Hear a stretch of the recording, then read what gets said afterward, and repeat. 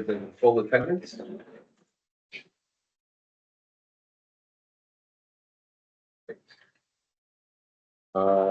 Any conflicts of interest for tonight's agenda? None. We're going to move on to the consent agenda. Do I have a motion? Cindy with a first. Second. Second. Any discussion about the warrant? Okay, all in favor? There we go. I was about to do the whole roll call thing. Do that tonight. Yeah.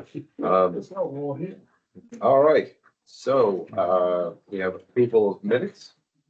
Move to approve. Second. Okay, any corrections? Well, there is one minor thing somewhere where it mentions the RFP for accounting services. I think it says, I just think those letters are in the wrong. Everybody knows FDR. FRP. FR, bottom of the third page. Good catch. We all know each other. Okay, all in favor? Okay, excellent, thank you.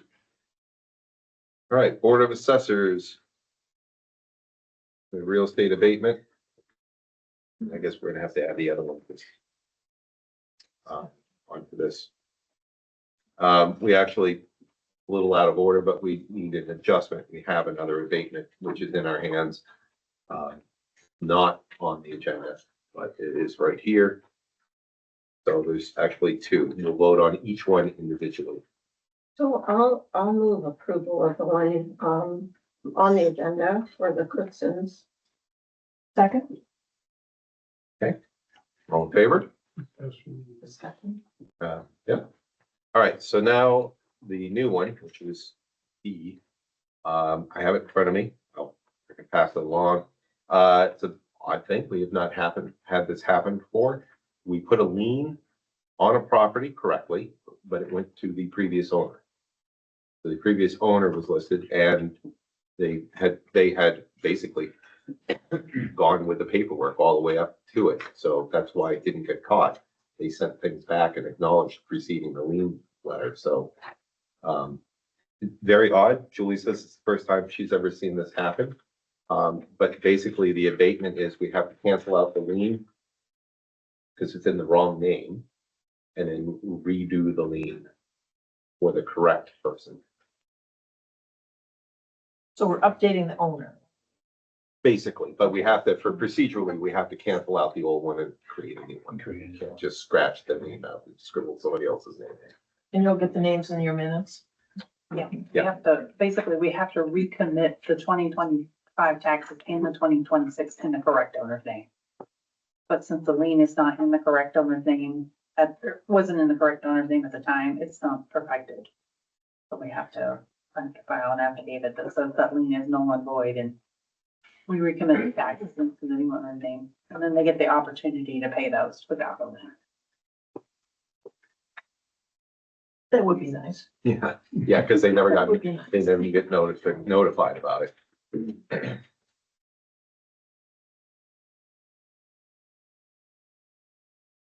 Give another minute, we'll let it go.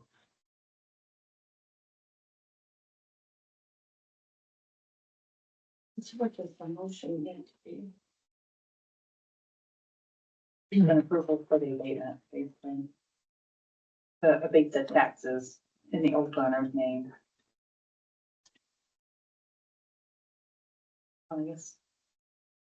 Cool. They'll be on the supplemental warrant in May, so then that'll get approved in May. So somebody wants to, we go, Kenneth, if you could make a motion and read off the names to make it official. Yep, so I'll move to approve the abatement for 564 Properties LLC to be placed under Ryan Smith for 1094 South Street. Second. All right, any more discussion? All in favor? All right, we're all good on that. Okay, open sessions, we have no public hearings tonight. Open session to the public. Home Tools, with a somewhat heavy heart that we wish to announce that we're putting a house up for sale. And so the public will be two fewer in the future. And, I just want to say we love Dover-Foxcroft and I appreciate all the board does. Thank you. Thank you. Appreciate it. Sad to see you. Sad and so. Steve, want to take a minute? Yeah, Well, on behalf of so many people who have come to to select board meetings and to have learned from these two have been on the select board on that side. So I just wanted to share my appreciation and you are gonna be missed. Thank You are gonna be missed. and we know it's not because of traffic, so you're finally at fifty. Yeah.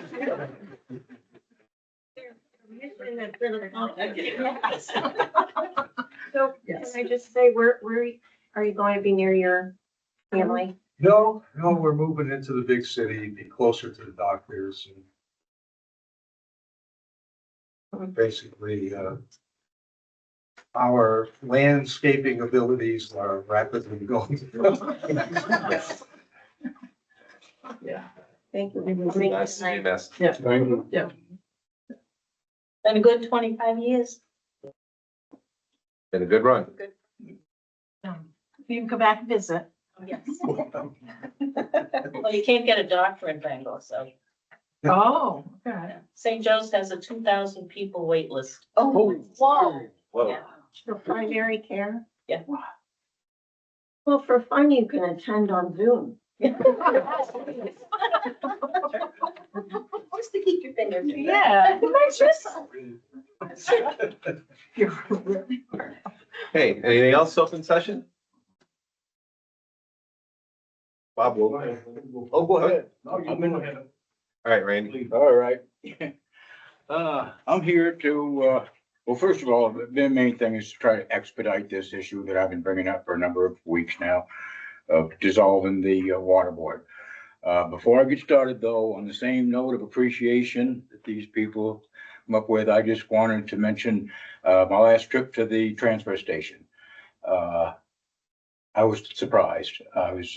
There was two people I talked with when I was there, one young man at the window and the other one was at the compactor. And they were both polite, ready to serve. They were respectful and the transfer station was neat and well taken care of. And those two people, I'm sure they're not appreciated as much as they should be.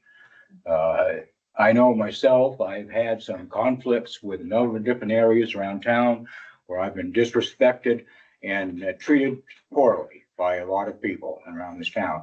When I see something like that, it goes a long ways, a long ways. So my thanks to them openly to everyone here. Thank you very much. Thank you. Now, the reason I'm here is mainly is I'd like to try to expedite this issue about dissolving the water board. And I've mentioned it before, but I need to tell you how strongly I feel about this issue and that the town will be so much better off if everything, which includes the water district, is all under one umbrella under your care rather than having a separate entity like the water board. I have been talking with a lot of people since the last meeting that I was here, and not one of them realized that the selectmen was not over the water district. And this is part of the issue that I've been bringing up time and time again. Nobody attends the meetings. Nobody knows what they're doing and what they've done. Now, they've got a long history of committing crimes, vandalism, and things like that. And in light of the article that came out in the Observer this past week, it's another one of their ploys. What a coincidence, all of a sudden, that they're praising this article, big, long article praising the water district. And what a coincidence that this comes out now of all times. But before I get started down those roads, I'm curious as to who puts the minutes of the selectmen's meeting on the town website. Okay, got to straighten out a couple of issues there. One, is stated on there that I wanted to dissolve the water district. And it's not the water district at all. It's the board of trustees that I want to dissolve. And also in there, it referred to the board of trustees as a board of directors. And whereas I'm still getting my feet wet and getting things done in the public area, I just want to make sure that there's not a difference between a trustee and a director. So that I just want to clarify that it's the board of trustees that I'd like to dissolve and have the responsibility on you people, putting on the burden on your shoulders. So what I'm curious about is, after everything that I've told and the meetings I've had with Alcina, do you feel that I have given you enough justification to do what I had proposed, to dissolve them and put their responsibilities on you? Well, I think Alcina has checked into, first of all, Yeah. the whole structure. We're not, we don't have the finger of God. We can't do what we can't do. So, I can. Alcina, Yeah, so I had reached out to our attorney and then also did a little digging. Probably not gonna like what you hear, but I'm gonna obviously share this anyway. So they are a separate entity. They're actually governed ultimately by a Maine legislature. Yes. So finding that out. So in the instance, I was given a couple examples. So for instance, say they wanted to go ahead and say, hey, I don't want to be a water board anymore. I want the town to take that over. They could go ahead and do that. They can vote upon that and all. Though it still goes before Maine legislature, and Maine legislature has the ability to actually veto that vote and tell them no, that they can't dissolve themselves. Hmm. So that was a big shock to me because I had no idea that was. Nobody in town, William DeWitt, Yeah. knows anything about that. Yeah, that was This is one of was the big news. issues.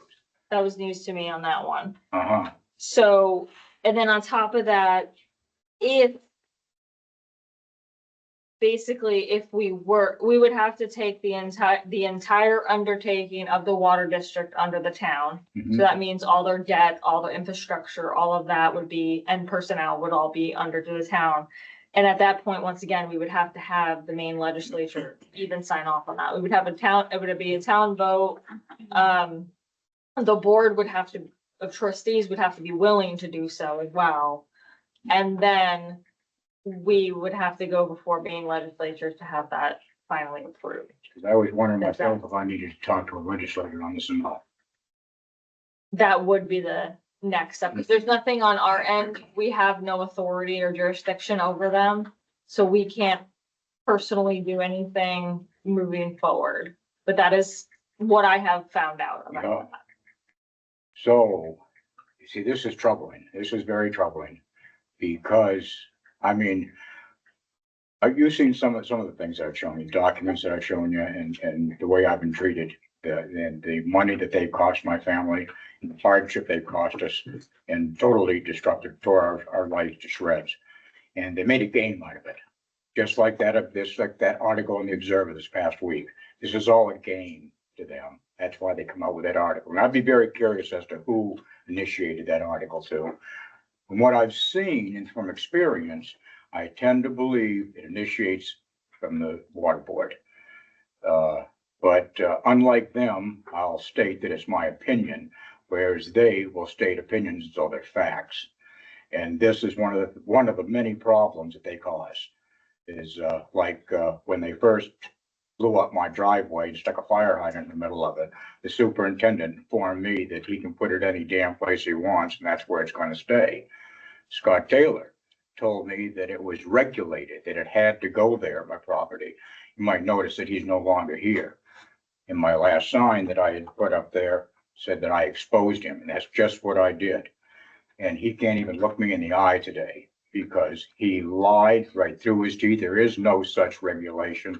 He made it up, and they've got a history of doing this sort of thing. So I could have sued the hell out of them for what they did to me and my family. But Scott told me they couldn't afford to move it. Everybody makes mistakes. I've got empathy. And so I didn't sue them. I told him, he shook my hand and gave me his word that when my folks put their house up for sale, ready to build on my lot, they would move that hydrant. Time came around, I notified the superintendent. He refused, he said that I never contacted him at all, with a smile on his face. He thought that was a big joke, gotcha, sort of a thing. And all of a sudden, Scott has a lapse of memory. I don't recall, I don't remember any of that. Well, I had to talk with Jack Kluge about that. This is when Scott was a member of the selectmen. And he informed me, just like I already know here, that they don't have any authority over the water district or the water board. So I just asked him as a favor, could you just mention it to him? Because my folks have gone through a lot. We abided by their agreement that they drew up, did everything, and then they turned around and stabbed me in the back and refused to move that hydrant. And I've told you the hardship it's caused in other meetings. So this is hard for me to swallow because, like I said, I let them get away with it because I felt empathy. I felt sorry for them for making such a big mistake. And then they turned right around, stabbed me in the back. Same thing with painting that hydrant. I had permission to do it, helped blend into my lot.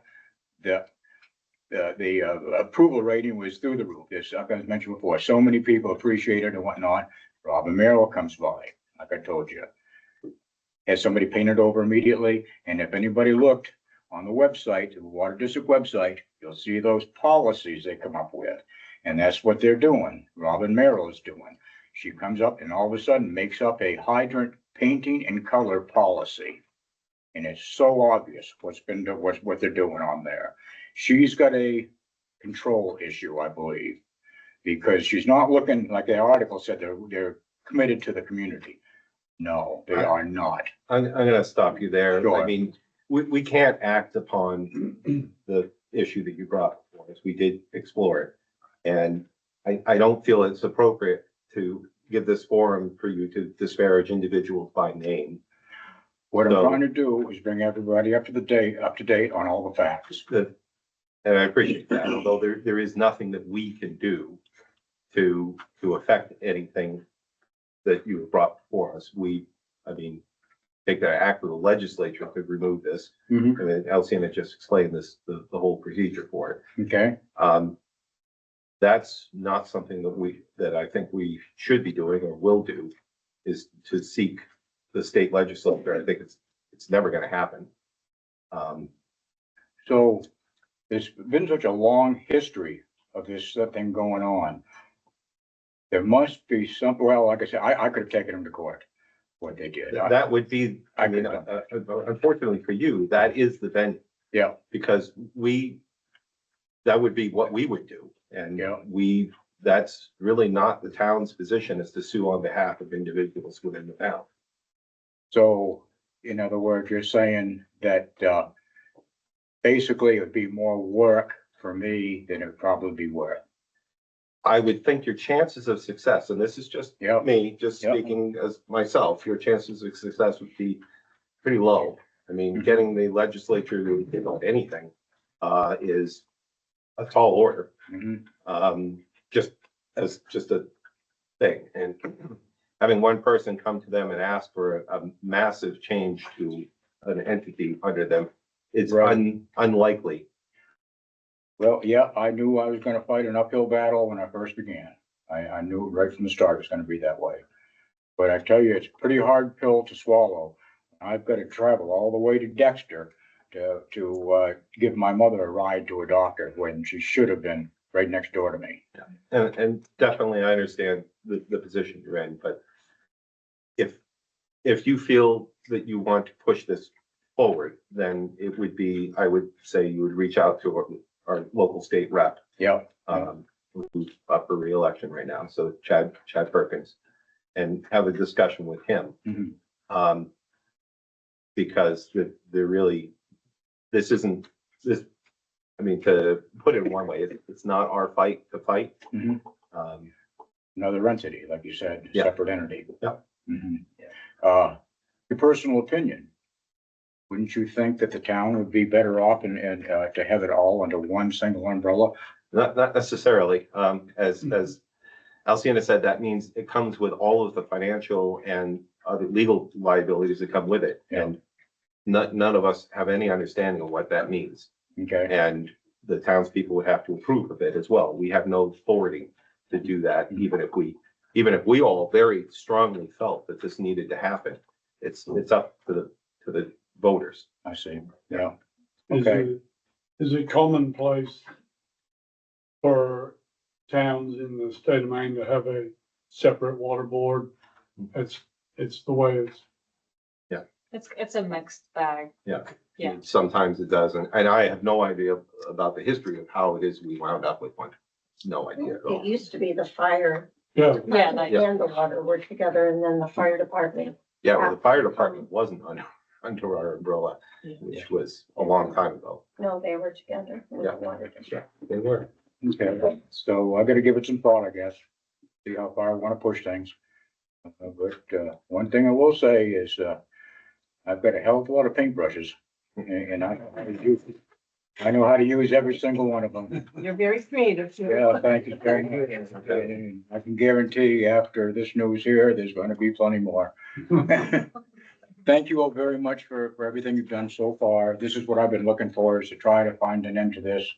And I've got some thinking to do. Right now, I've got a lot of work, and I gotta take care of with the house, and like I said, my family, what I got left is in Dexter now, and so that causes a lot of hardship for me as well, but thank you all so much. Well, Yes, ma'am. Well, I just had a quick question. I don't wait for open session or, Mike, I'm confused. Is it that you do not want the water district, period? Or is it the individuals, AKA what you're calling board trustees? It's just oil and water. You don't respect them, the No, individuals. now, the water district, I have nothing against the water district. But I feel that the water board has got too much control over the water district, and they are working in collusion with one another. So that's my point of having it delivered to you people as another burden, because that would eliminate the collusion. Because, you got, the meetings are recorded here, it's open to the public. And I feel, that's why I feel very strongly that it'd be smoother running for the town, if everything was all together under one umbrella. That's why. Or that the water district adopts appropriate public forums, recording minutes, the Right? election of And- board members, et cetera. But And that's, see, this is how I got mistaken, is when I went to the vote that they had, there was 5 people there. And the only one I recognized was Robin Merrill. And so I assumed that the other members from the meeting I attended before that were just not there. What it is such a big turnover rate, because it's a non-paid position. Why is anybody there? And I don't believe that's because of their love of the town and its community. I just don't believe that after what I've seen. And so, trying to help the town, I'm trying to help. But at the very least, I give an appreciation out for those gentlemen at the transfer station. And another one is Tyson Ober.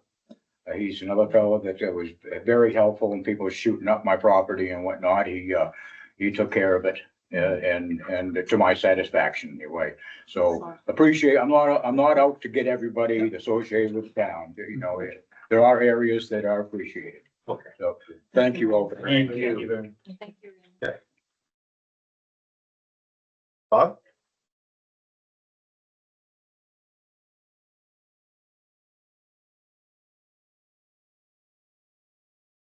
You all trained, Robert Olszewski, I'm sorry, I was missing my name. We got you.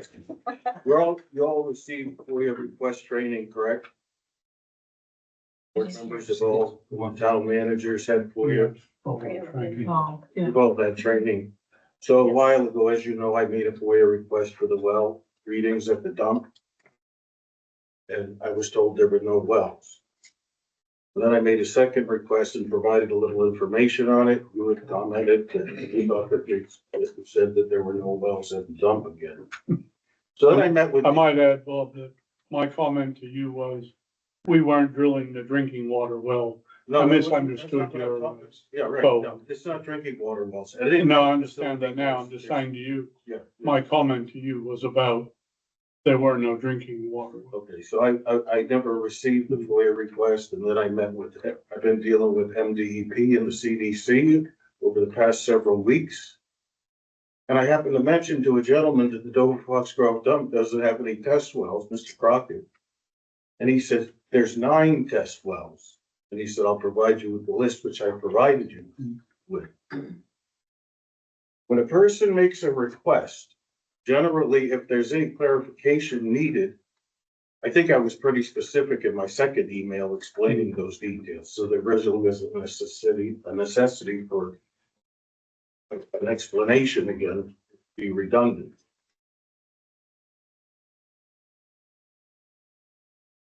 Most of you are familiar with the amount of cancers in this community.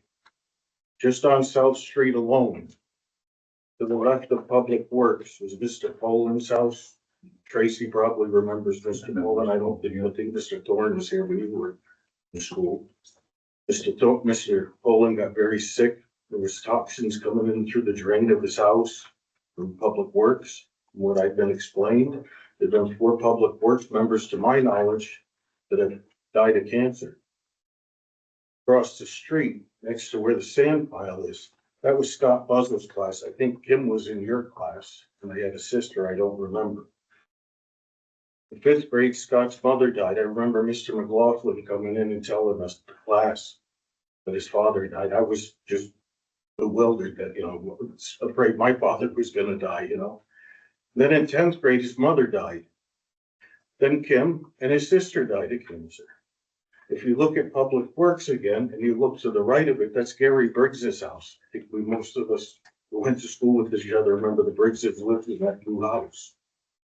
Gary, Kelly, and Chris all died within a year of each other of cancer, father and 2 siblings. I was talking with Chip Kluge, Dale and Sandy's son. I was explaining this to them. They live 2 houses down. And I said, to both your parents, and he said, Bob, you're forgetting my sister too. And across the street, Lois Johnson lived. Lois Johnson also had cancer. And if you go up Dowdy Hill Road and ask some questions along the way, you'll find that there's high rates of cancer and MS on that side of the river. And if you follow to Guilford Road 15, I believe, to Guilford, there's also cancer cases on both sides of the river. I've been saying for quite a while, there's something wrong here with these cancer cases. And it was all downplayed. Now we're finding out that Guilford's got a pretty serious, you guys listened to the recording I sent you. And that it was being played down, underreported, fudging, self-reporting, and those type of things are going on. I don't think you're too young to remember when the toxins were coming down the river. Man, will remember, anybody who lived in town will remember that river would change a different color depending on which cloth they were dyeing. And it came into the cove of Dover-Foxcroft. I've explained about that as a sedimentary area. It hits the bank behind the Chamber of Commerce and does a reverse cavitation, just like in a lab for a sed rate occurs. And all of those particles fall to the bottom, and what's light flows over the top of the dam. This has been going on since, I forget the year that I showed you guys the records of when that mill started, 123 years ago. Now we've got another toxin, TEC, that's been exposed. And all of those toxins for all of those years, anybody would understand that my concern is plausible given the rate of cancer. I don't understand why we're not reaching out to someone like the CDC to find out and get all of the names of the people that lived in this town for the past 50 years and make a list of them and look at their records and see, because the CDC can do that. You'll be shocked. Too many of my friends, Randy's wife died of brain cancer, Shapley's wife had cancer. Everywhere I'm turning here, I know thousands of people in metropolitan areas outside of New York City. You don't hear about this many cancer cases, never. But in Dover-Foxcroft, and from Guilford to Dover, all the way to Howland, all the sewage and the toxins, how come at the dam removal meeting, The engineer said Guilford Industries was one of the largest criminal dumping cases in state history. How could we not understand that those toxins came to Dover? How could we not believe that? Are we in denial? Is there something wrong that we can't understand? Every day in 1983, when I graduated high school, I worked in wet finish. That pipe's 36 inches in diameter and it poured out 24/7, 6 days a week. That's in Dover. That came to Dover. And there's an awful lot of sick people. And like, I forget the people here's names. You can't get doctors here. You can't get doctors in Bangor. You gotta go to Portland to find a doctor. And we got all these sick people. Russ Sylvia from the covered bridge, his family owned that. Russ has cancer. Chris Peasley's got cancer. All these people I know got cancers and they're similar cancers, and we're not saying anything. There's something wrong. We need to start looking into why this is happening. You know, there's kids here that are drinking water, who knows? I explained this to somebody last week. The houses along West Main Street, they all had wells years ago. I think we all know before we had town water, there was wells there. And how many of those people are using their wells to limit the water bill? And they don't know. Nobody knows. A person made a comment to me, Bob, that was 40 years ago. What you're talking about is decades old. Yeah, it's decades old, and nobody says anything about it. Well, everybody around here knows about it. I says, what about the people that move here? What about the people that are traveling and they come here to our festivals and our fairs and all of these things? Those people don't know. How many of us drank out of a ditch when we were kids? A lot of us did when we were thirsty. And we got all this over here. I asked for the the road commissioner's reports. I made a FOIA request for him. I haven't even had a response to that. We have 5 days according to FOIA to respond to a FOIA request. We're paying Alcina for 2 positions. I think she's got enough on her plate without having to deal with the road issues and going around and taking the time to actually see or notice the hazard, like the one I reported the other day. It just got to the point, I said, I'm not gonna say anything. I wanna see how long that this goes on before anybody notices that big trench cutting across the road. Nobody says anything. So I finally reported it because I was afraid somebody was gonna get hurt. I called the sheriff's office to make a report. There's no bump signs. Did we run out of bump signs this year or did they not get ordered? From my knowledge, they were ordered. Well, there's no bump signs out. If you wanna go look at that digger that was on Bear Hill, another person stopped me the other day about it. I called last Monday, taking my mother to the pharmacy after I hit it. It's not marked, you can't see it. I can see pretty good, my mother can. I can't imagine how she pounds over that with her Subaru. I called the sheriff's office, I see Cruiser go by and I said, I wanna talk to him and make a report right now. The sheriff's office told me that you don't report the road hazards to the police department, you gotta go to the town office and report that. Is this true? Yep. It's true. The sheriff. So when it's a Saturday or Friday night and I find a big hole in the road, like I found, we're supposed to wait till Monday morning to get in here and steer around doctor's appointments to let somebody know that there's a road hazard. No, that's not how it works. Before, when I started petitioning about the roads, Matt Grant told me that he's talked to Jack and that I can make my reports to him and that he'll get to them. I explained to the state the other day. Suppose you say this is supposed to go to the town, right? Okay. So what happens on a Friday night when there's a big hole in the road and you just drive by and say the hell with it, let them live with it. Let somebody hit it and see what happens. That falls on a person as an individual. It's a poor moral decision. What happens when an ambulance comes through and hits that with somebody in the back in an emergent condition?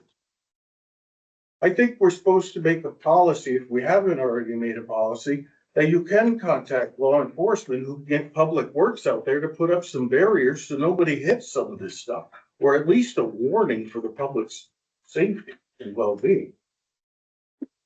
I mean, I don't think we disagree on that.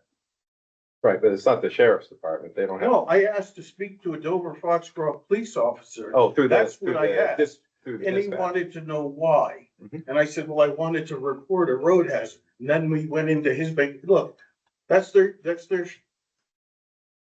business, what they do. They answer the phone. I want to speak to somebody. I have a right to be passed through who I asked to speak to without an interrogation or wise comments from the sheriff's office. So, Alcina, can we just make sure that dispatch knows that we Yeah. do want to know about a road hazard? Yeah, absolutely. There should be no, There should be no issue Yeah. with I'm this. saying, when I see something, I'm probably more alert than most people because of my training. I had a big responsibility on my shoulders as a plant operator for the safety of the workers at my plant. When I see something, and they drilled us, if your buddy's using a grinder and he's not wearing goggles, stop him and talk to him. Tell him you care about him. You don't want him to get his eyes Yeah. damaged. So your point is valid. If the county dispatch, because we don't do dispatch, if the county dispatch is not passing along that information, then Alcina's making a note. We need to correct that because you're absolutely right that, and it doesn't even matter if it's a Friday night, if it's just in the middle of the night, on any night.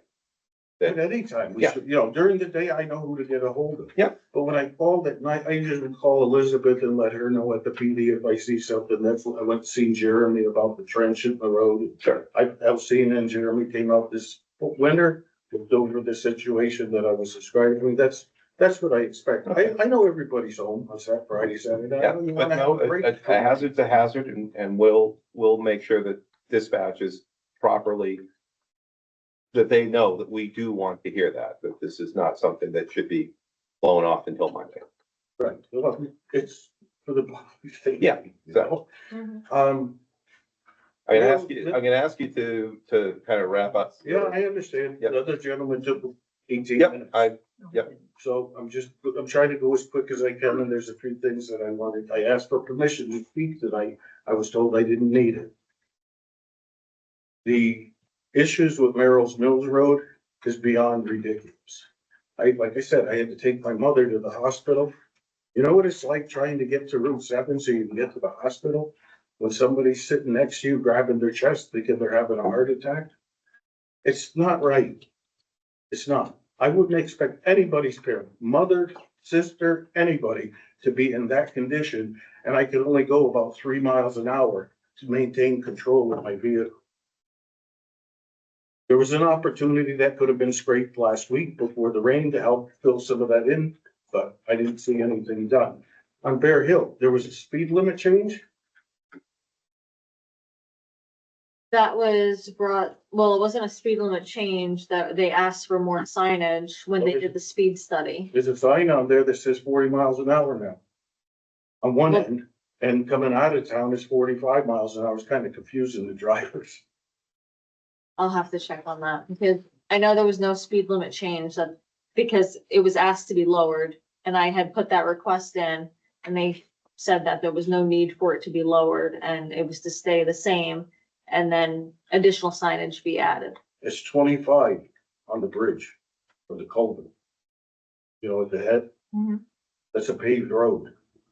You go around the corner and it goes to 40 now.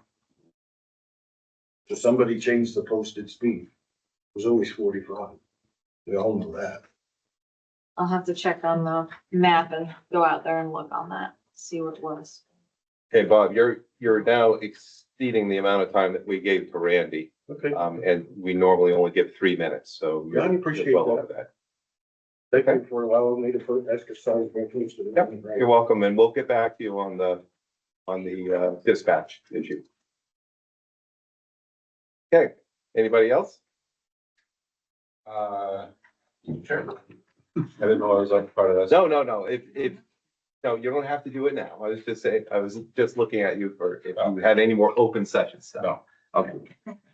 So, you don't have to make something up. I could. All right, everybody's all set. We'll close open session, public open sessions for the board.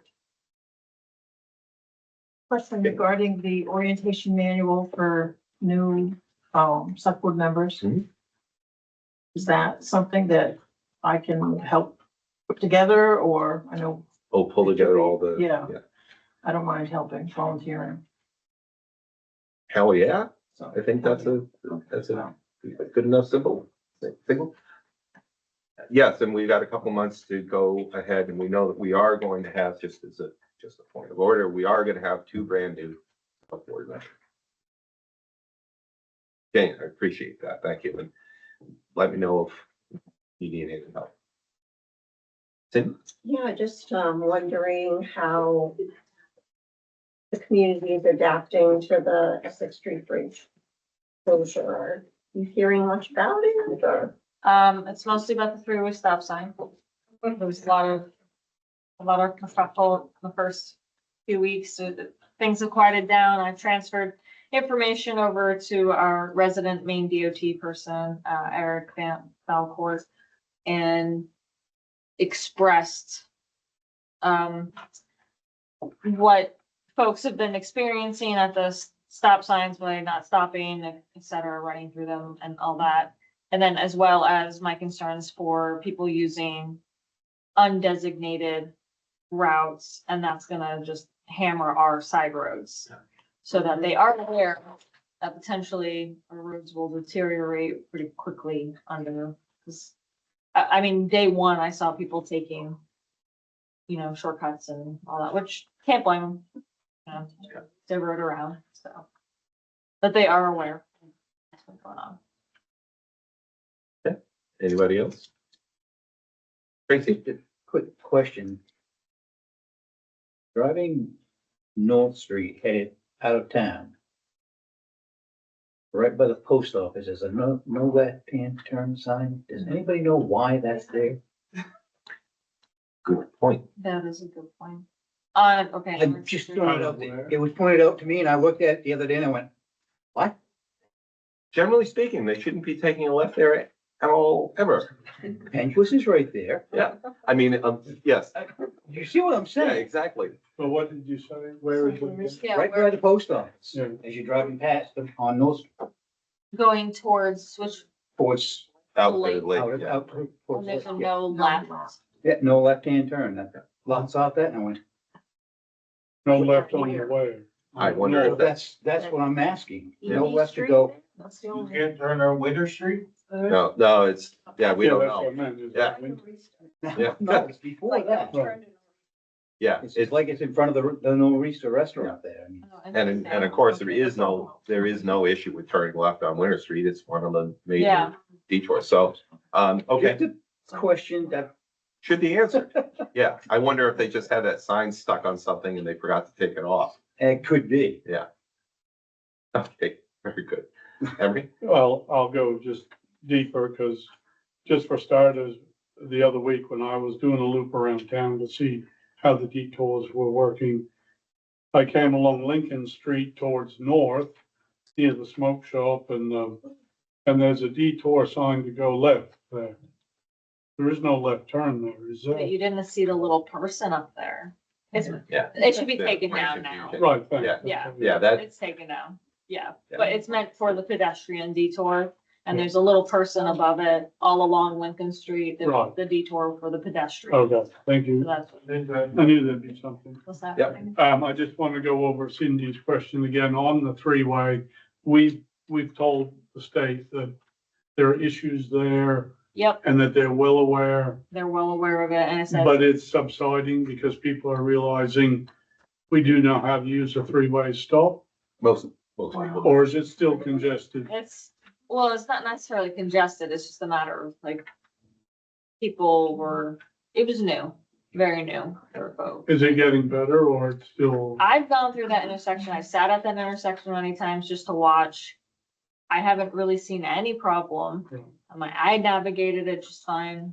I have to go through it every time coming to town, and it has gotten better. There was a lot of confusion at first. Yeah, so I think Okay. that's As exciting. protection, we discussed it, and Yeah. as Seth pointed out, people have difficulty seeing big signs that say stop, and there are three of them, and Yeah. said he pulled over an individual. I said, what sign? I didn't see any sign. And it's like, you know, The one the size of So your it- car. that you just correct. drove by. So it takes adjusting, and at the same time, I think, some people don't understand what, it doesn't say three-way, it says all-way.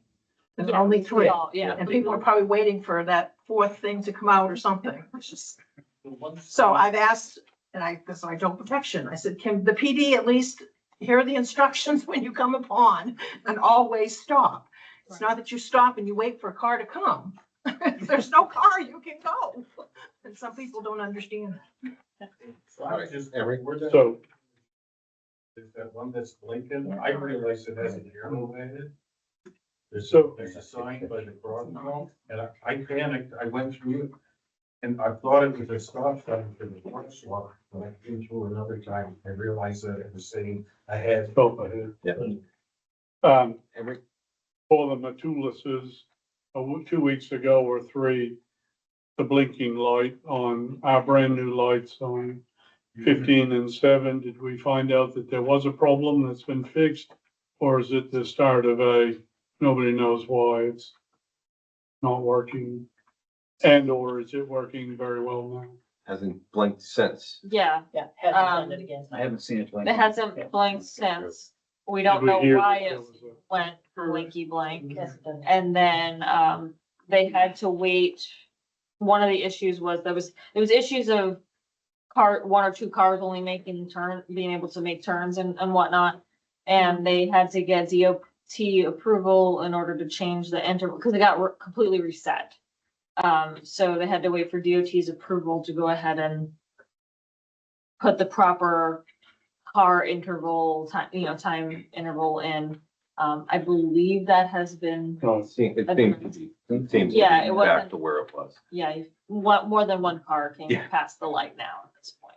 So, an issue that we're gonna keep our eyes on. Yeah, that's, Yeah. But sure. until it does it again, I think the answer is we don't know. at our meeting 3 weeks ago, we had on the agenda Opportunity Zone 2. And maybe I was wrong, but I came to the meeting presuming we were going to be presented with a program of this is an opportunity for us to jump on board or not with. And there seemed to be some confusion at the end of the meeting that we weren't real excited about jumping on board. But I'd just like to reiterate, I didn't really know what we were talking about through the meeting because there was no presentation, which I thought I was gearing up to come to be presented with this new thing. And I think that maybe the lack of enthusiasm might have been maybe some more details before we Yeah. get excited on jumping in with another new program. Yep. And maybe regarding Bob's FOAs on the wells, have we got information to send him on that, or he has that, or could we get that fixed? That's been fulfilled. Right, thank Yeah. you. That'll It's do. already- I'm done. Okay, anybody else? All right, I'm gonna close open session for the board. And we are going to adjustments to the agenda. We have one. Which is. Now I'm forgetting what it was. He said the abatement, we just. Well, we already took care of the abatement. Yeah. Okay, we don't, yeah, I'm just gonna have this put on the agenda just to get it on. We need to, take the vote to basically set the hours for voting. So we have to sign it, so we should put it on, vote and sign it. So if we could put that on new business, Like, basically approve the warrant. that we yeah, went over. approve the warrant, right? So that would be on, we would put that on. Put that on E, move the town manager to F.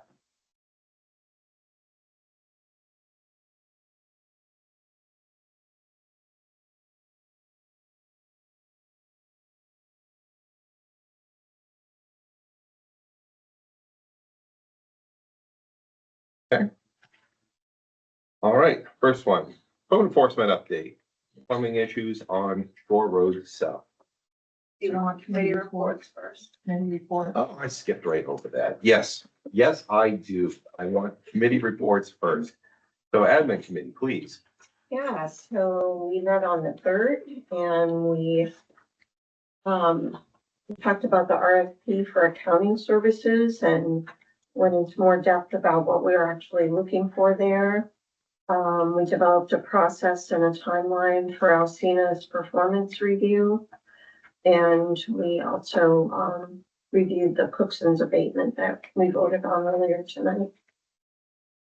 Those were the highlights of the meeting. Always a stimulating discussion for that. All right, thank you. Protection, or sorry, promotion and development. Promotion development met on Thursday, April 9th briefly.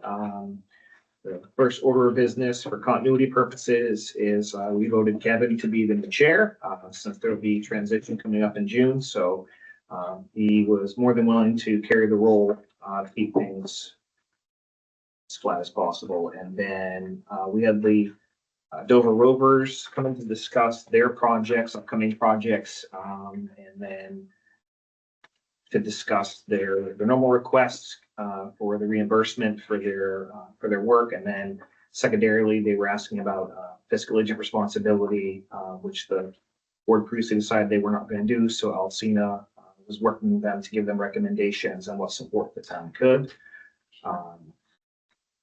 They're here. Is there a spot where they can briefly themselves just tell the entire board what they briefly discussed with us, so you hear it from them? Yeah, that actually probably would have been a good for open session. Since I'm the one that told them to sit down and be quiet, would there be any objection from the board if we just have them make their presentation now? Before we dive in? Okay. That way they don't have to wait until 10:30 when we're done with the rest of the day. Sorry, That's all right. go right for it. I'm Alex Robinson, president of the Dover Rover Safety Club. I don't really have a presentation, but we discussed two different grant opportunities. The first one was the one that we've done in the past 3 years. It's the ORV, off-road vehicle division of the state. It's to rebuild our trail or maintain our trail. It's a municipal grant and aid project, or the grant is a grant and aid project. So in years past, we basically used the town as a go-through for the paperwork as far as payments and everything. Either the club pays the contractors directly, or we have an agreement with the contractors. So this town isn't out any money before they get a check. So they just pass through the check, basically. We did a little bit higher of a grant this year, quite a bit higher, actually. We've been asking for around $80,000 to $90,000 past years. Normally, we don't get the full amount.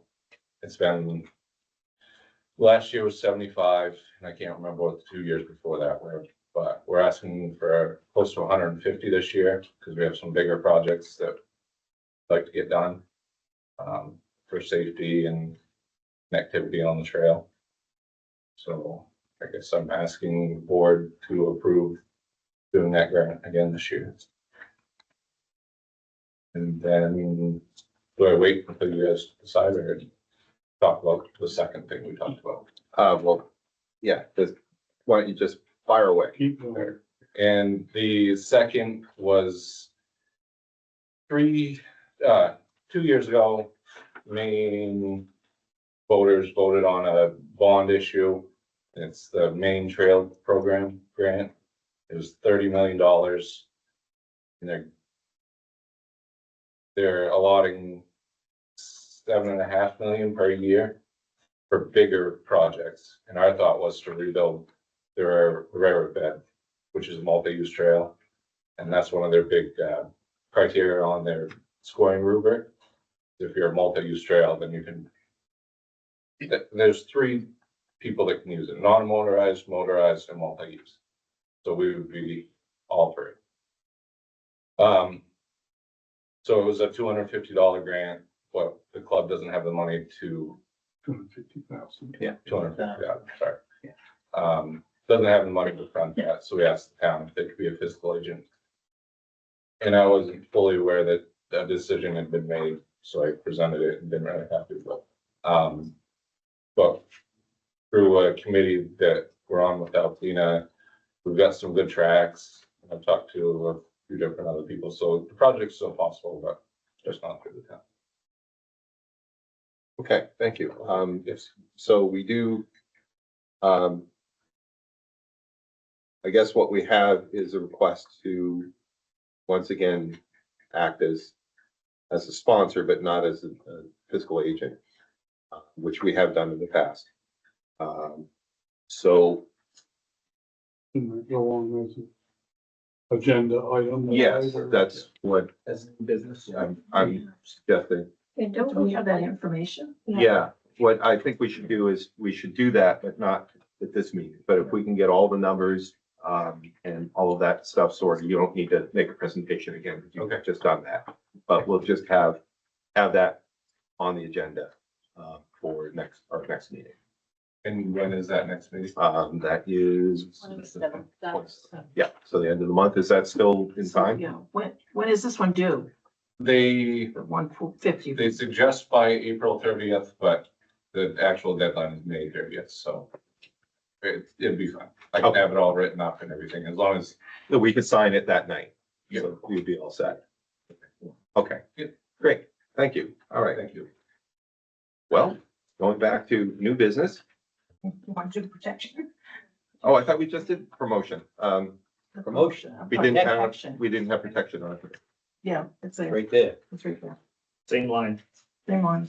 same line as Promotion that. and. Anyway. All right. Admin and protection, same line. No, I'm with you as well. Okay. I was sorry, I'm looking for individual lines. We met the same day, April 3rd. And again, we also met with, the Dover group, and they're planning to open hopefully Memorial Day or May 15th technically is the first opening. Maine DOT has, decided to revisit the use of East Main Street. And so you're waiting to hear, and as soon as you do, you let us know. Again, the chief saw no issue with the use of East Main Street, although thinking about it, the question is, why can't we use all of East Main Street? So I don't know if you can amend the request for MDOT. The next item we talked about is the school resource officer. And we learned that both Seto and Foxcroft Academy have defunded that, at least for this year. And so this is not in any way a reflection on the work that's being done with that officer. It's more of a budgetary, how we're going to pay for it.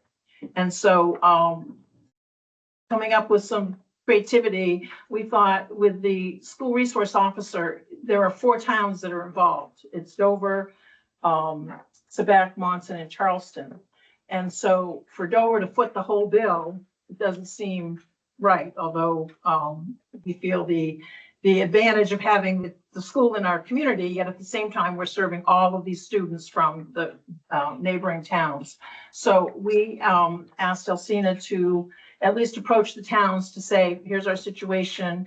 Is there anything that the town could do to support this position for this 1 year only? So we're awaiting any type of response from that. And then I think as in the past, mentioned the open house for the fire, but then that brought into, can we have maybe a town-wide open house in the spring so that folks are able to go to all of our buildings to get a sense of who our people are, that sort of thing. And June 20th, I think, was the target date for that. And then we ended with Nan giving a code update, and that leads to our next agenda item. All right, have I once again forgotten anybody? Because it seems that that's my theme for tonight.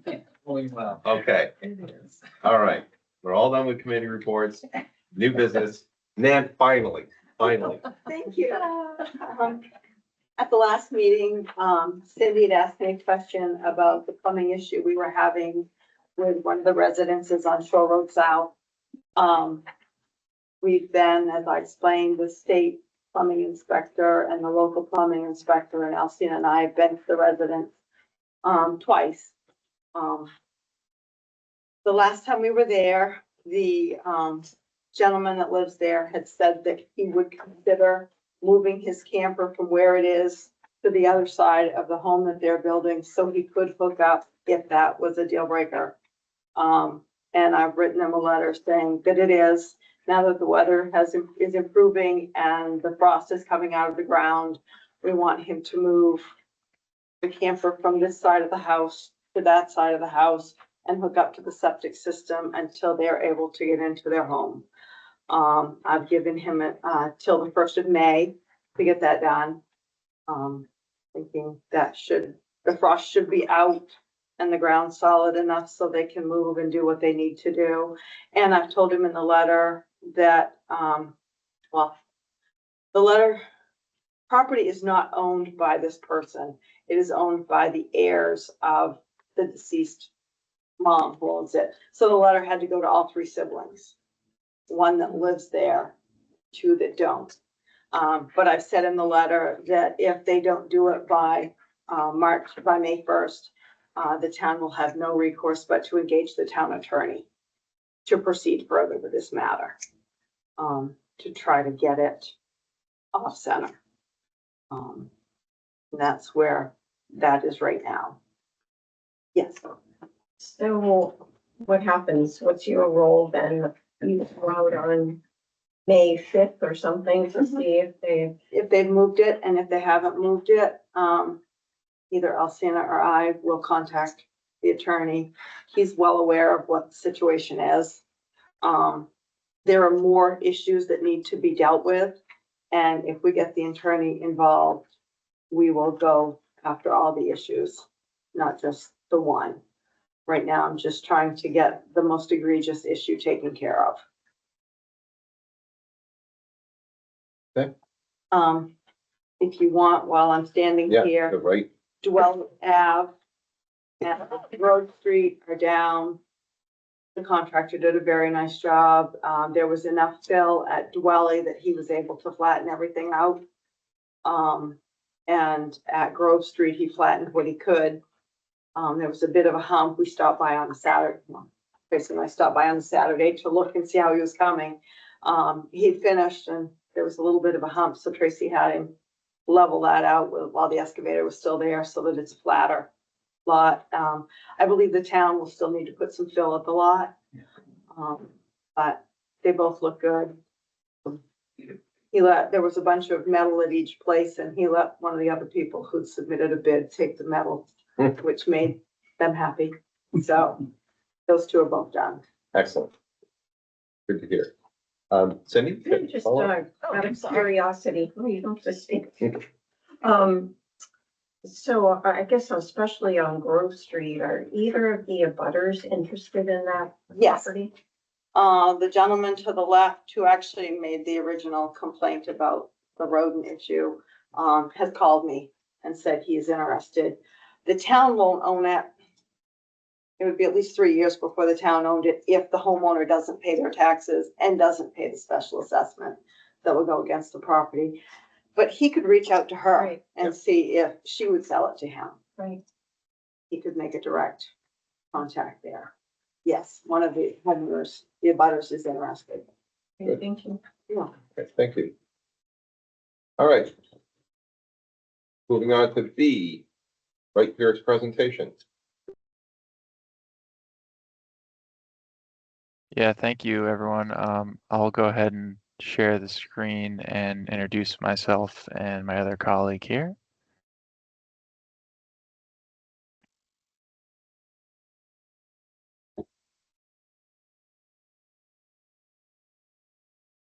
All right, let me know if folks can see my screen and a PowerPoint presentation. Over here, if you'll let me. Sure.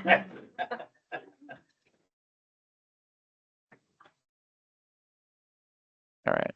Yeah. So, Alcina, do you want to give any introductory remarks, or do you want us to just take the reins here? Yep, you can take the reins and I'll cover the financial bit at the end. Okay, sounds good. So here to give a presentation on kind of a design update on the Lincoln Street Bridge project. A lot of the design work done by Wright Pierce was done in 2024. So I wanted to provide an update to the town and the public as we get ready to go out to bid for construction. So during this presentation, we'll kind of touch on overview and timeline and end with kind of summary of impacts and summary of design and any questions that folks have. So my name is Wesley Noon with Wright Pierce. I served as the lead bridge project engineer for the Lincoln Street project, and then I'll let Owen introduce himself as well. Yeah, my name's Owen Chaplin. I'm the roadway lead project engineer on the project. So getting a little bit into project overview and existing conditions, this bridge itself is on Lincoln Street, pretty close to the North Street intersection, kind of right in front of Bob's there. So existing conditions wise, it's about a 17-foot span, reinforced concrete slab on stone abutments that you can kind of tell in the picture on the screen there. The latest inspection report that we have from Maine DOT rates this as a condition rating of 4, which is poor condition. Some other just existing features to note, there's 2-way travel lanes in each direction. There's angled parking on the south side for businesses there, as well as parallel parking on the north side. There's some partial sidewalks on both sides of the street. The pavement itself is in relatively poor condition with a lot of cracking and some isolated potholes. There's also a reoccurring sinkhole right in front of Bob's hardware store. And as noted, there's businesses on both sides of the road there. So it's a pretty congested area. A little bit more background on the bridge itself and then kind of our role as the engineer on the project. The bridge was built in 1960. We have some bridge inspection results, as I noted on the previous slide, with some ongoing maintenance issues that have kind of compiled over the years here. The project itself, or the town, went through FEMA to get some initial design funds back in 2023. They were awarded funds and went out to proposals for engineering in December of 2023. We responded to that as Wright Pierce and ended up getting the contract with the town in February of 2024. One of the constraints of that initial grant was the design itself needed to be completed by August of that year. So we kind of went through an accelerated design schedule to get through final design. So on the right-hand side of your screen, you'll see kind of what our role is as Wright Pierce. So we had 4 major tasks for this project. We went from data collection all the way to bidding, which is kind of where we are now. So during the data collection phase, we went out there and did some survey. We did some soil borings to understand the subsurface conditions. We had a sub-consultant flag the wetlands in the area along Dunham Brook and did some initial utility coordination to understand what kind of utilities were along Lincoln Street. And Owen will get into that a little bit later, is kind of what overhead and underground utilities are in the area, but I'm sure a lot of folks are aware that there's a lot of stuff going on Lincoln Street there as far as utilities. During preliminary design, we went through an alternatives analysis where we looked at 3 or 4 different alternatives and landed on a selected alternative, which we'll get into here.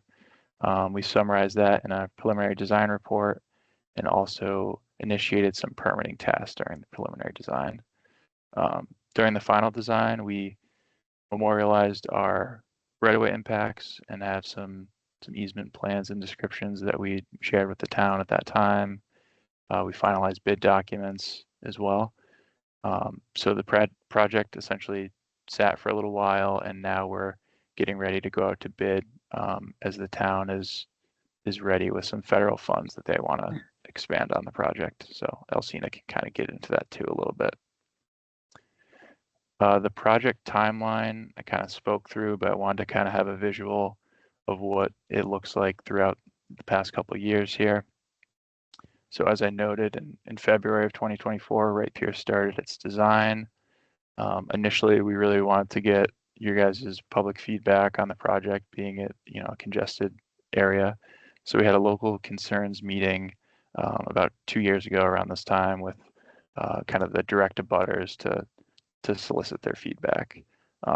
We also understand that some properties may have changed hands in the meantime, so I think it'd be good to kind of rekindle that if there's further concerns. We had a select board meeting as well in May of 2024 where we presented our preliminary design, and that was accepted by the board, and we moved through final design at that stage, and again wrapped up by the end of August for the initial grant to get our design completed. About a little bit over or a little bit under a year later, the town and the water district wanted to add the water main replacement to the design plans. Initially, the district was going to take that on themselves to replace, but we're able to get that inserted into the design and into the design for funding as well in June of 2025. And then towards the end of the year in September, the town was awarded some construction funds associated with this project that do have a timeline associated with them. So moving on into this year, kind of have this meeting marked on our calendar here as far as this select board meeting project update. Planning to bid the project for construction towards the end of this month, followed by a bid opening in May to understand what the prices that we get from the contractors, followed by bid award and notice to proceed the following month in June. And then we have a construction timeline of just a little bit over a year to get the project completed by the end of August 2027. And that again aligns with that FEMA grant timeline in order to spend the federal funds within that timeline, which is at the end of September. Digging into a little bit more of the details of the overall project limits. I hope this is kind of bigger on your screen because there's a lot going on here. But you can see on the left-hand side, there's the North Street intersection. So the project essentially starts about 50 feet in from that intersection with repaving. There's angled parking to match the existing on the south side, as you can see. There's some parallel parking on the north side. The structure itself is essentially matching the same width and height that was there before, but just with a new precast rigid frame structure. So that essentially means it's just a three-sided concrete structure sitting on new footings for the majority of the new structure. And then down towards Bob's Hardware there, where it ties in to their building, we're going to take a little bit of a different approach to kind of minimize any sort of potential impacts there, where we're going to retain some of those stone abutments and actually build on top of them with some new concrete beams, again, to try to minimize any sort of impact to the building structures there. And then continuing to move to the right-hand side of the screen there, there's new paving and sidewalk on both sides, and brings us to a new crosswalk on the far east side of the project.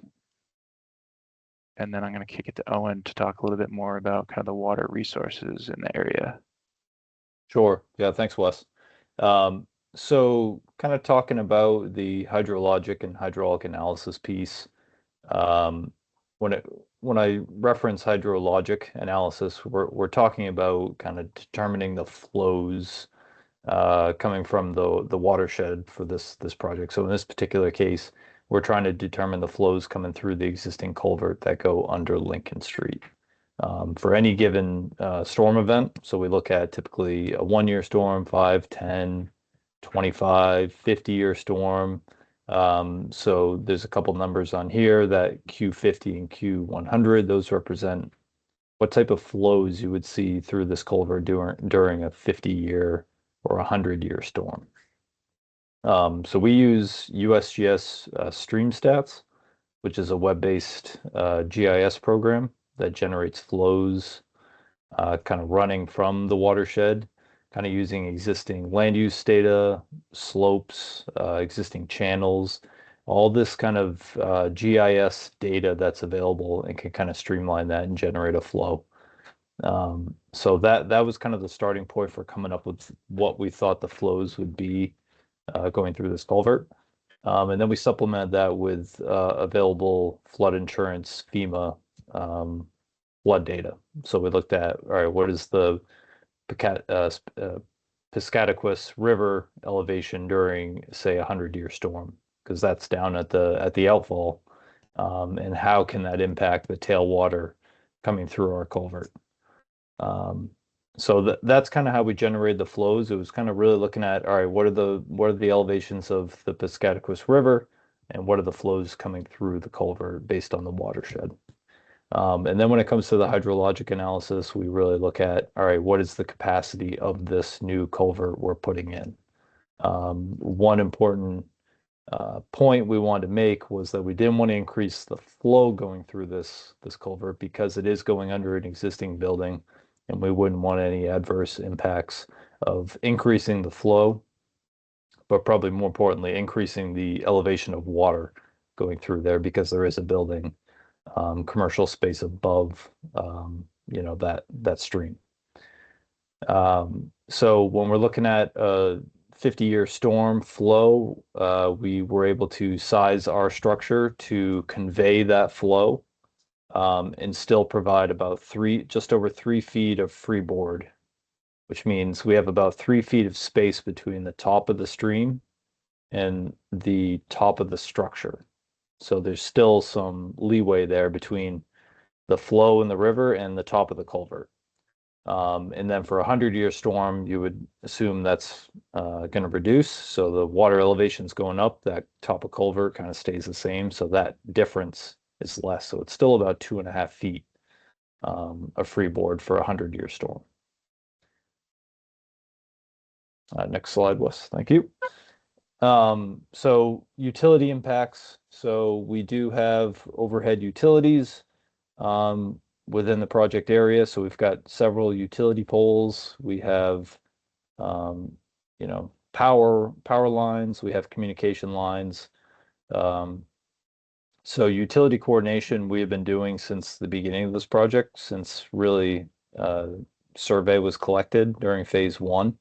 And that's really continued throughout the design because it's really important that we can keep the utility companies up to date in terms of what we're proposing for work and how that could potentially impact their utilities. So in this case, for overhead utilities, we are proposing to relocate both of the poles that you see in that photo there.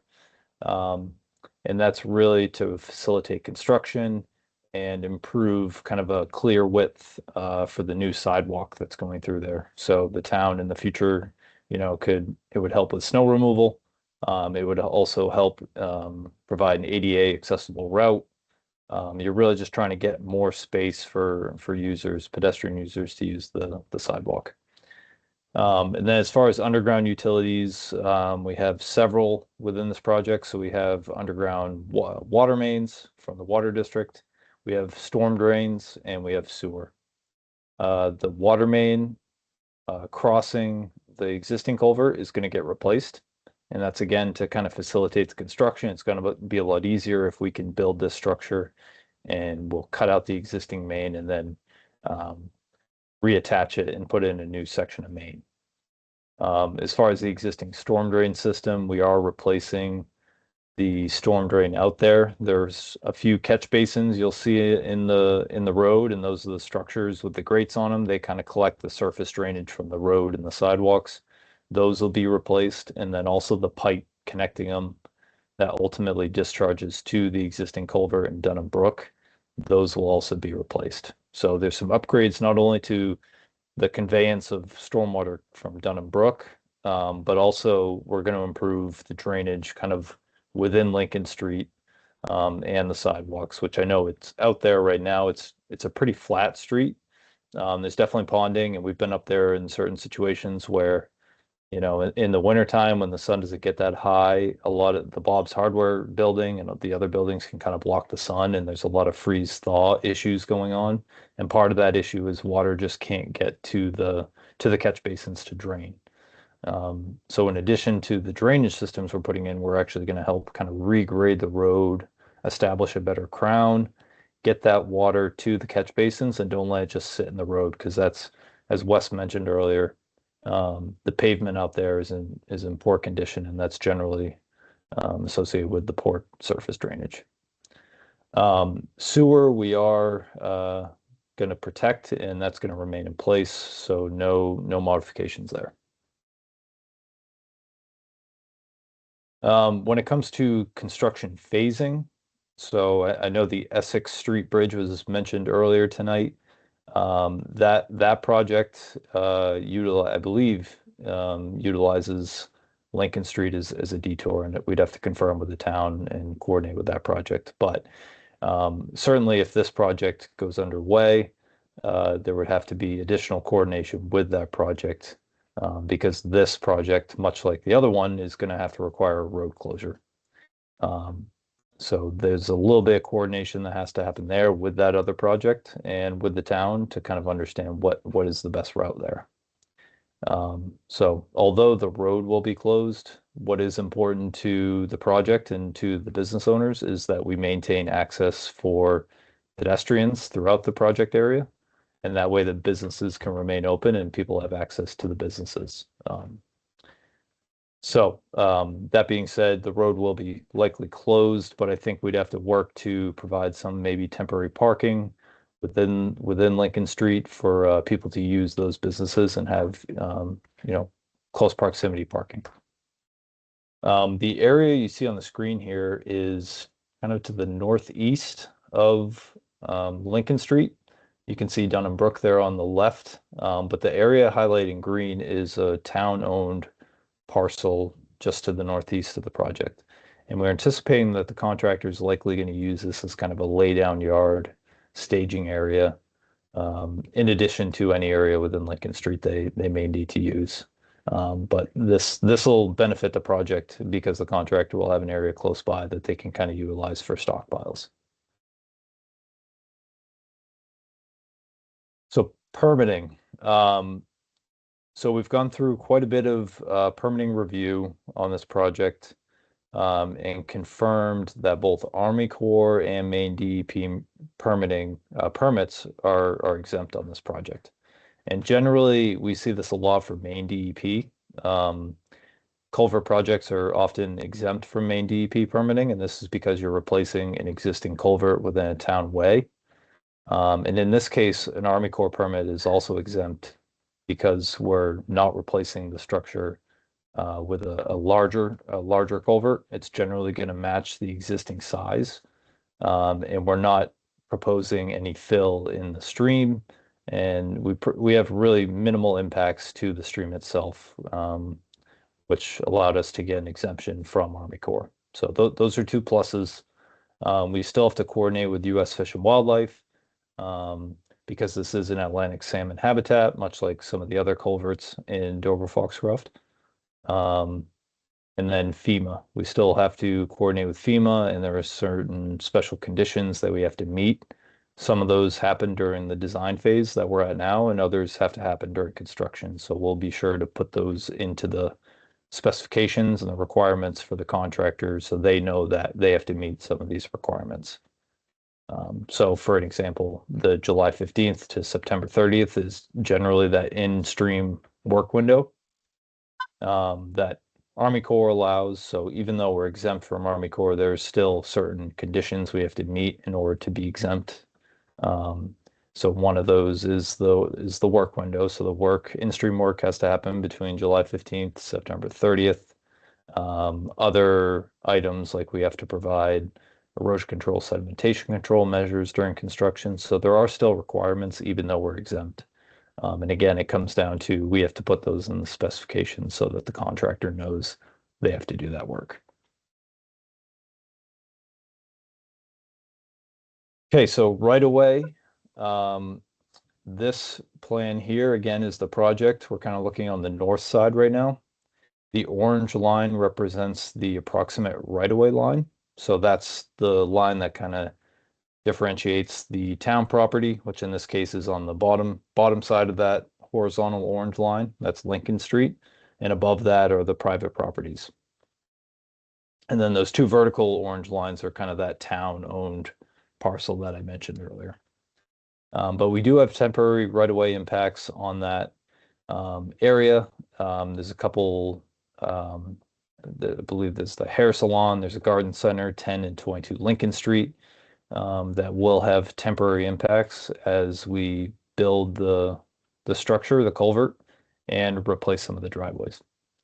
And then on the south side of Lincoln Street, so this is kind of on the Bob's Hardware side. Again, you see that orange horizontal line, that's the right-of-way line. So anything below that is private property, Bob's Hardware and the other buildings there. And then above that is Lincoln Street. So we do have some permanent impacts on this side. We do have to reconstruct some of the sidewalk, some of the driveway aprons. So in this case, the existing sidewalk is kind of half on town property, half on private property, and it doesn't make any sense to just reconstruct half of the sidewalk. So we want to go all the way to the building, and part of that is because we want to ensure we're providing ADA slopes, but we also want to make sure we're providing something in good condition and also slopes to the catch basins, again, trying to improve that surface drainage. I'll also mention that we do show a new water service line to Bob's Hardware, and that's that blue line that kind of comes from the top of the page. So I'll just mention that too. Thanks, Owen. I'll kind of get back into just a quick summary, and then we'll wrap it up with some questions and next steps, which is also super important if folks have questions.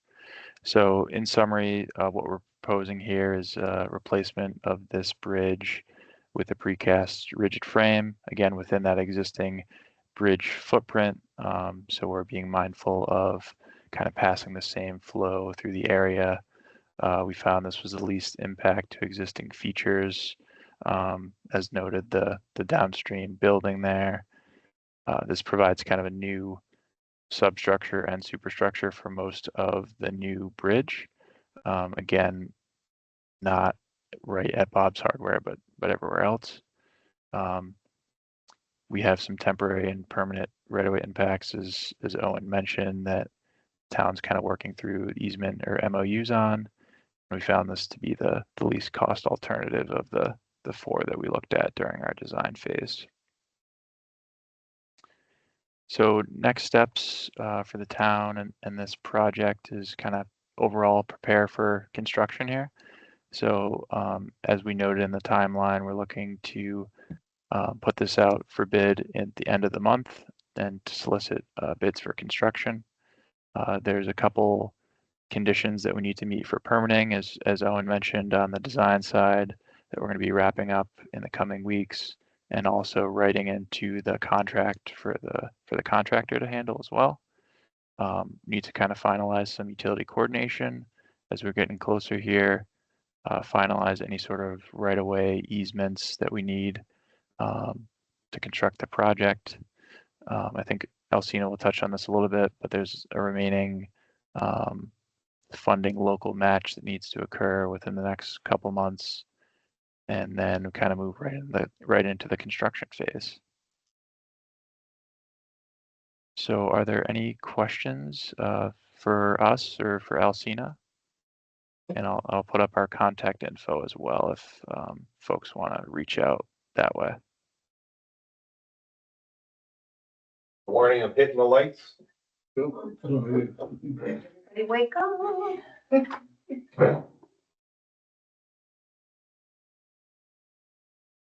I have one question about the perpetual sinkhole that's in front of Bob's. What are the prospects of that ground being stabilized and not doing that again in the future? So one of the things we looked at during design, as Owen kind of mentioned, it's a pretty flat road in that area just because of all the door sills that are existing there. So we're obviously respecting that and wanting to tie into those existing door sills. We're changing a little bit of how the road drains. So now it's going to be draining to new catch basins and areas to make sure we have positive drainage and we're not leaving an area to pond kind of right in front of Bob's where you're going to have that sinkhole. So that's kind of the main consideration for fixing that. As localized to that sinkhole as well, it's kind of right behind one of the abutments that's going to be rehabbed. So we're going to plan on kind of patching that up the best we can so that's stabilized in the short term, and then long term gonna fix the drainage so that doesn't occur again. Okay, thank you. Jane? So is there regular communication with the businesses, Bob's Hardware and Modern Image? So I think that was kind of one of the reasons for this meeting, is to provide an update, since this project did kind of sit dormant for a couple of years now. So I think we ought to kind of reopen that up as needed or as there's questions. And just to add on that, all the abutters are gonna receive a letter like they did last August. Same type of thing, they'll have the right of way easement, option or paperwork. And then it shows the impacts of areas of their own. I have contacted some of the businesses and gave them the opportunity to attend tonight's meeting, as well as this is recorded, so I can refer them back to this presentation as well. Great, thank you. Very good. Cindy? Yeah, I just want to thank you for this tonight, because it has been a while, and so it's really helpful to review what to expect and how obviously going to benefit the situation. Yeah. So that's all. Thank you. Thanks, Cindy.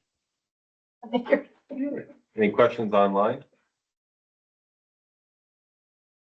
Okay, thank you very much for the presentation. I echoing what other people have said, it's great to have the update on where this is at. And we're looking forward to it. Well, we're looking forward to it being finished. How about that? Yes. Yeah, understood. It's always not fun in construction. Yeah. Thank you. Thank you. Thank you. Okay, moving on to liquor license renewal for Pat's Pizza. A motion? I move to approve the 2026 liquor license for the use in the bar and restaurant area on the first floor of Pat's Pizza. Second? Second that. Okay, Tracy, and we have a note here that Chief Burns, who's not here tonight, has said that there's no issues. Yes? It just FYI, this was a new form to me. There was some new questions, that again, looking at the last page, that check mark is the signature. That is okay, I guess, to check mark it, that sort of thing. So I don't know if anyone else noticed that that was new. Yes, they did change the format of it. Because we don't get a map. That in the past, they usually made a sketch of the room and that sort of thing. I wondered if it was because it's a continuing license, or, you know? I think it's the new state system, and it's a form, a fill out form type of deal online. Kind of limited as to what gets put, or what information they might actually request at this point now. So if it were a new application, we might see that. I'm not sure. Yeah, I'm not sure. I mean, I could try and sign up for a new liquor license and just see what the application actually is. Just for our own knowledge and Yeah. kind of thing. Yeah, and I know that I'm sure for like the special liquor license, there will be the sketches and stuff will still be there because it's a new thing. Okay, have a first and a second? Oh, you just question? You motion for the first floor, is it specific to the first floor? That's what, you know, their application said bar and restaurant, and I interpret that as the first floor. Well, they have That's always bar the bar, upstairs. okay. But what I'm approving is bar downstairs, because I understand differently about the upper level. Liquor licenses for the whole, for the business, for the premise. And when you look at the numbers of people, it's 150, so that has to include up there, right?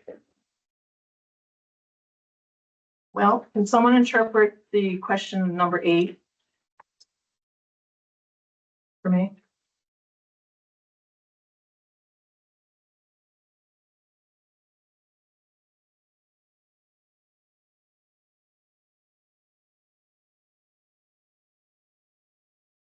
It's not clear, is it? Really? You have a license? No. So normally what happens with this is if the state has an objection, because we're basically a pass-through entity. The state has whatever this means, number 8, whatever that means to the state. If that's a problem, they would not have put this before us. So with the liquor licenses, it's what the state looks to from the town is, are they doing violations that the state's unaware of? Because we are responsible for liquor enforcement here. And are there any other issues that we're aware of that would preclude them from renewing? And to such a assessment of whether there's a safety issue or ongoing problems with them. But the rest of it, and I'm going back as far as when I came before to have this renewed, is that we have no say on the individual things, whether they qualify for the amount of alcohol versus food or any of those other questions that are on there. So number 28. It asks, and this form, I'm sorry, but it sucks. Because they do not delineate their question with the answer that the person enters. So the question reads, describe each area of the premises where alcohol beverages will be served, consumed, or stored. Include all interior or exterior areas, dining rooms, bars, patios, decks, function areas, etc. And use names and labels that correspond to your submitted floor plan. So and they responded, bar and restaurant. So, and my job is to protect the town to say, we are approving a liquor license for the bar and restaurant. They submitted a floor plan that we don't have. Yeah. Correct. And that's, Correct. good for you to point that out. And that is actually one of the things that we are supposed to be here to double check on. Because for all the state knows, they put a third bar back room somewhere. And if we know about it and they didn't put it on the sketch, then that would be an issue. Are these like live links? If we were looking at this online? I'm not sure how You this see what I mean? comes. Yeah. Yeah, I mean, they did it's a good point. They did submit the imagery, but we don't have it in front of us. So again, I'm restricting it to the bar and restaurant so that they have a functioning establishment that offers it to the bar and restaurant. So clearly, we don't want to pass that Jane is doing unless we know more about what they really want. So is it better to put this off a couple of weeks and so we've got? All right, so the effective date is 3/20. The date received expires 3/28. We can approve this on the 27th. Technically, because we have a meeting on the 27th. 3/28 is March 28th, And we're, Oh, which is. yeah, I'm forgetting what number of the month we're in, so. It's expired Already. and it's incomplete. Yeah, or it's complete, but we didn't print it out.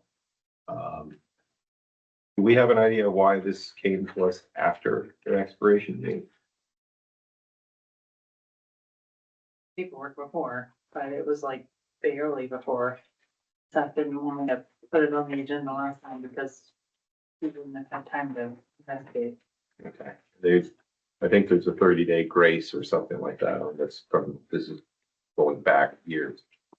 And Julie, on your end, are these clickable links? That was my question. Yeah, it might be locked on her end. Right? Yeah, Yeah, because if it just sends this to her and it's not a clickable links, then we might not be privy to, or not necessarily privy to, we just should have be to pretty go. good. Right, there should be some kind of, Yep, And again, I had a conversation with the fire chief, and actually, protection in June, we're gonna invite the Office of the Fire Marshal to come and inform us, because apparently here are the rules you need to follow, establishment. And then a copy of that goes to the establishment as well as the fire department. Then it's the fire department's responsibility, excuse me, to enforce it. And so again, if, and that was not documented. I said, do you have a copy of it so we can at least, and that was just communicated verbally. So, the question is, does the town take responsibility for any issue that goes above and beyond the bar and restaurant? If there's fire violations or if there's serving of alcohol, et cetera, et cetera. I personally say, no, let's support the bar and restaurant as per this application, but also we need to investigate and/or, But we may have access to this. Did you, I guess I didn't hear the answer to that. Did you receive this electronically? Yeah. That Yeah. could like go in on your computer right now and see if we can. If we can get those other documents, I can try. Okay. When she's gone, we don't have anybody taking minutes, so we're gonna have to. well, verbal, or, I mean, Oh, okay, yeah, she can catch up on the. Okay.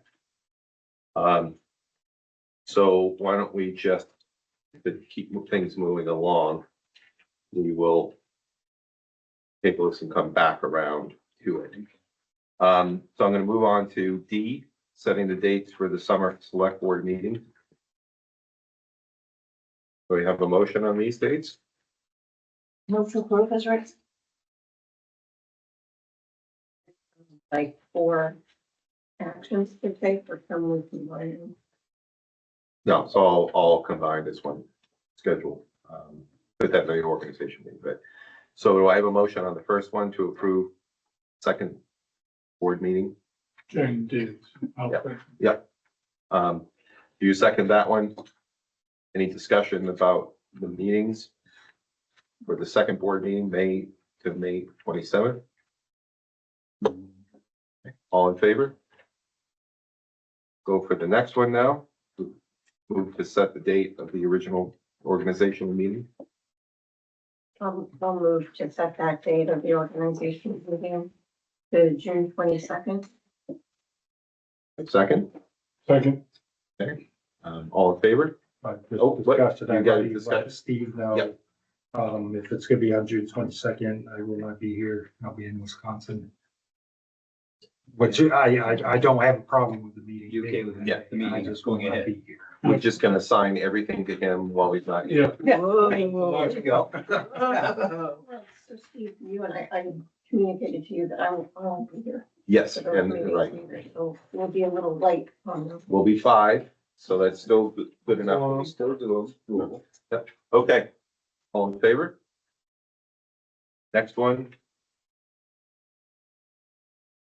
Move to approve the date, August select board meeting, Monday, August 10th. We have to do July. Jeez, Steve. hey, it is, it's getting late. it It's is, getting yeah, late. but I didn't have that excuse earlier and it still happened, so. Great, so I'll move to approve the date of the July select board meeting as July 13th. Second. Any discussion? Cindy, you're gonna be gone for this one as well. All right, all in favor? Okay. And last but not least, move to approve the date of August select board meeting to Monday, August. So move. Second. Okay. All in favor? Very good. Excellent. All right, so what we have is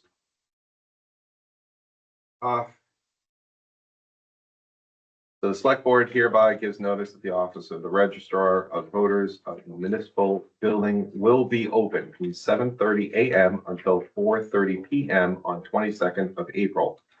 From 7:30 a.m. until 4:30 p.m. the 23rd and 24th day of April 2026. To receive applications of persons claiming the right to vote. A prospective voter may also register to vote at the annual town meeting on April 27th. So we're just approving those windows of opportunity for people to vote, to register. Okay, Second. all right, any discussion? Favor? Excellent. Approving the town water. Yes. The town meeting. Yep, I did find that, did find the map, all right. so that's there is another item on there, there's like a, I don't know if you guys want, just copy their menu, No, yeah. and then just copy the owners, which is Robert E. Allison A. Yeah. So it's only the first floor is on here. Okay, well, then that's what it's gonna be. Not need for them though. Either gonna have to do a supplemental or however they straighten it out with the state, but we're only approving what is in front of us. Sorry, I didn't see that on Yeah. Thank It's you. okay. It's, Yep. All right, so we're going back to that one. So I have a motion. One was on the You had floor. one on the floor. Yeah, I'll repeat it. Oh, we did? I have it Okay. written. Yes, okay, we'll go with I that. move You've to got it. approve the 2026 liquor license for use in the bar/restaurant of the first floor of Pat's Pizza. And I second. No more discussion, other than to say that you're gonna have to communicate to Bob that he needs to address this with the state, because this is all we've got. All in favor? Thank you. And I say that is the most unusual liquor license renewal I have ever seen. I guess it would be great for Seth to know, as the enforcer, that, I mean, they're doing business on the second floor, so when things like that's not approved, they didn't ask for that, and it's not approved. So maybe Seth needs to communicate that. Somebody needs to, Yeah. for sure. but if this is a new form as well, is this, Yes, this is the first time I've ever seen it. I Yeah. mean, Pretty confused. it's maybe, but it's a business. There should be a sketch. If they ask for sketch, there should be a sketch of the second floor. And I'm also personally curious about the fire marshal aspect of that, because I owned that building before. And one reason why we didn't do anything upstairs was because of the fire marshal issues. So just to be clear, how do you want to follow up on this? Because, like, 150 seats obviously isn't just downstairs. That's correct. So what do you foresee as a way to follow up on this? Yeah, Nan's not here, but, is following up with the fire marshal, seeing if they have approval to utilize their upstairs for spot. And make sure they're compliant, and then they would have to amend their liquor license if they are approved to utilize the upstairs as well. And so we might hear more about this at our next meeting. I think we will. Okay. Well, like I said, protection would like to meet with the individual to say, help us understand. Yeah. Because again, there's the PD, but then there's also fire. So Seth has nothing to do with fire. Right. So let's all hear the same conversation, in the same room with the individual. And, And Dan participates in protection as well. and also I would love to have clarification. My understanding is that state fire marshal, the state fire marshal has jurisdiction over blessing or not blessing the place. Not us, but we do for the liquor have a responsibility for enforcement. Does that also apply to the fire code or do we just call it state fire marshal? I think we've got to Yes, that's why I was thinking about the upstairs bar. Yeah, So it's really both. Yeah, okay. yep, okay.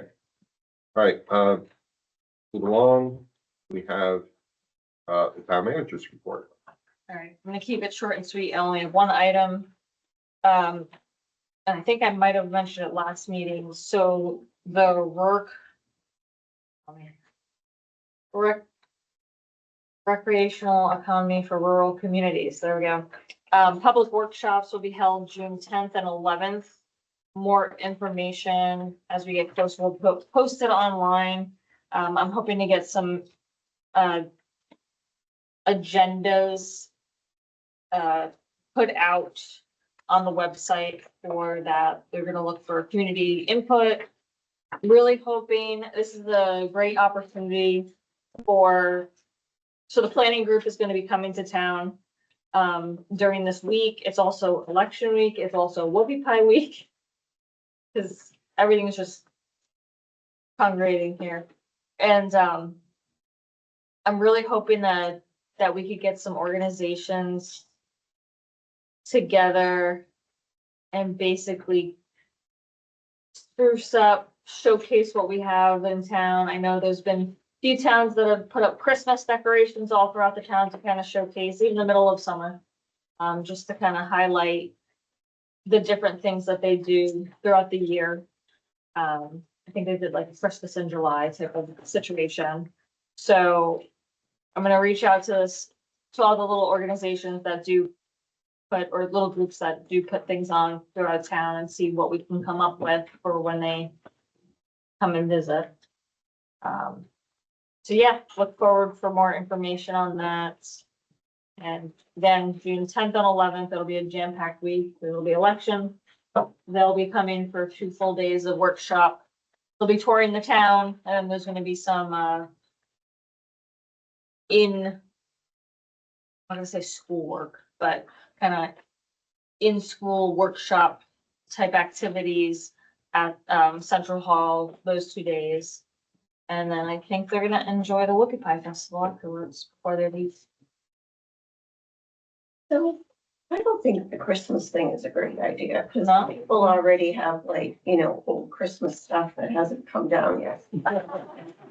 Hey, they just light it up. But, we usually, so we'll have all the graduate banners. Yep. And we'll have our flower pots and the window boxes. So I think it should be more floral perhaps than. Yep. And the graduate banners are really a nice They do that. addition to our downtown. Yep. So if we make sure the flower pots and the window boxes are out, that would be.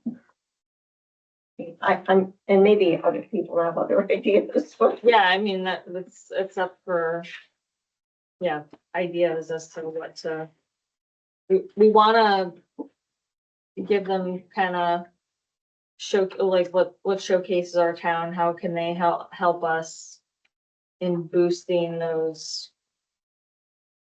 Well, not even the smaller groups that are putting on town activities, but we have these visitors coming. And we want them to see kind of best face forward type deal. That was just an example that I know someone in New York, a smaller town in New York had done. They did like a Christmas in July type situation, and there's been other things. They've held festivals and all that type of stuff. Whoopie Pie Festival doesn't impress them, I don't think, Right, exactly. I don't think there's gonna be anything else. Okay. And just making sure, I know we don't have any control over the painting necessarily of crosswalks and such, but we do over like the street sweeping. Yep. Cause that is really bad right now, and I know Oh, yeah, it's yeah. early, but, Yeah. we've also in the past had. I was thinking about this walking behind the theater the other day, different groups have initiated downtown cleanup beyond the town crew. Right. So is there any organization that might spearhead that? It's just a question, Well, we can, promotion and development can probably chime in and help out with that, but you know what to expect. Yeah, and it is a great set of days, Yeah, yeah, better than coming in like January. like now. Yeah. Oh, yes. Now. Okay. Following Cindy's, we have the street sweeper contracted and dates. Don't have dates quite set yet because we are technically still in winter. Cause I think I was looking for my photos and we had a really wet, heavy snow. I don't anticipate, now that I say it. April. Any snow coming. But yeah, street sweeping, drains being vacuumed out. And then obviously line painting to. We'd like to have the lines painted before the Matulisas leave. if Yes. Possible this year. A parting gift.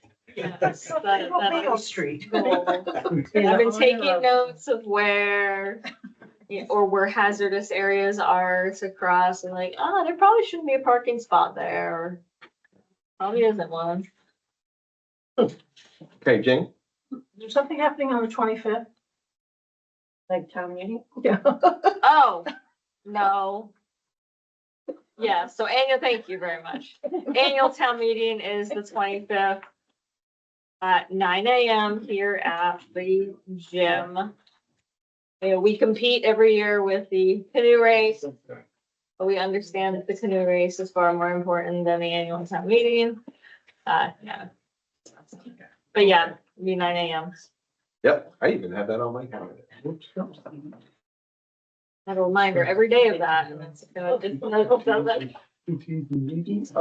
we're gonna close up new business and move on to final open session, closing remarks. I think we're all hungry. Yes, please do. We have one motion. One second. Right, all in favor? Okay. Thank you all very much.